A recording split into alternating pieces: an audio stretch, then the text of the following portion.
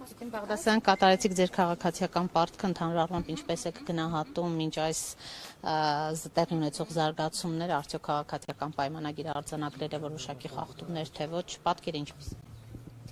Իրականում ինչպես նկատել եմ առավոտյան, հիմնականում հանդարտ քվեարկություն է գնում, 1-2 դեպք արձանագրված կար, երբ մարդիկ բաց քվեարկություն էին իրականացնում, ինչը խնդրահարույց է կարծում եմ, բայց առհասարակ ինձ համար թերևս ավելի տարօրինակ է, որ մեծ թվով լրատվամիջոցների ներկայացուցիչներ կան եւ շատ թվով դիտորդներ։ Լիահույս եմ, որ արձանագրված բոլոր խախտումները, եթե այդպիսին լինեն, իրականությանը կհամապատասխանեն, բայց ամեն դեպքում ես նկատում եմ, որ որոշ լրատվամիջոցների կողմից, որոնք հարում են ընդդիմադիր թևերին, փորձում են իմիտացիա ստեղծել, որ ընտրությունների ընթացքը ինչ-որ խախտումներով է անցնում, երբ որ տեսնում եմ արձանագրություններ, որ տեղամասի մոտ 1-2 անց կա եւ նկարագրվում է, որ օրինակ քաղաքացիական պայմանագրի աջակիցներ են, թե ինչպես են դեմքով նույնականացնում, ես որ նայում եմ իրենց չեմ ճանաչում ամեն դեպքում։ Առհասարակ նաև մենք նկատում ենք բավականին պասիվություն, մտահոգիչ է սա թե ոչ, եւ առհասարակ ինչքան մասնակցություն եք կանխատեսում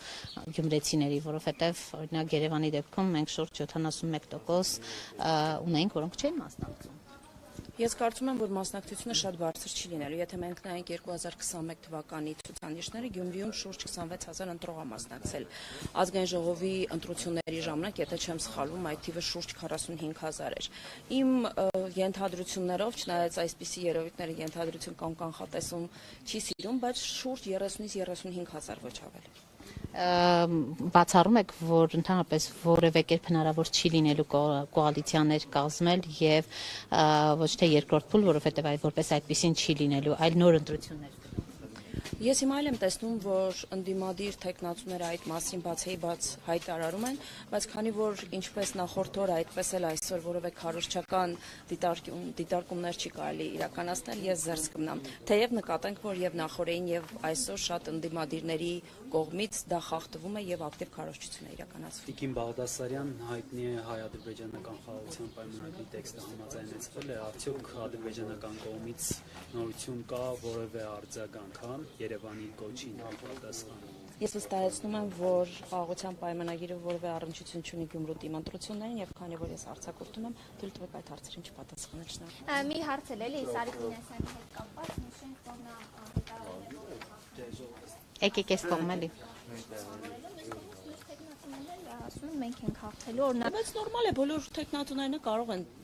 նշել, որ իրենք հաղթելու են, այլ կերպ ասած ինչին էր միտված մասնակցությունը, բայց ելի եմ նշում, որ ցանկացած բան, որը միտված կլինի քարոզչությանը կամ քաղաքացիներին ուղղորդելուն, ես զերծ կմնամ։ Ընդհանրապես մեր բոլոր քաղաքացիներին կոչ կանեմ, որպեսզի իրենք գնան եւ ակտիվ մասնակցություն ունենան թիմ ընտրություններին, կատարեն իրենց քաղաքացիական պարտքը հանուն Գյումրու ապագայի։ Տեսեք, վերջին հանրահավաքին եմ ուզում անդրադառնանք, լրատվամիջոցները հարցախույզ էին անում, պարզվում էր հիմնականում ըստ էության վարչական ռեսուրս է կիրառվել մանկապարտեզի, պոլիկլինիկաների, դպրոցների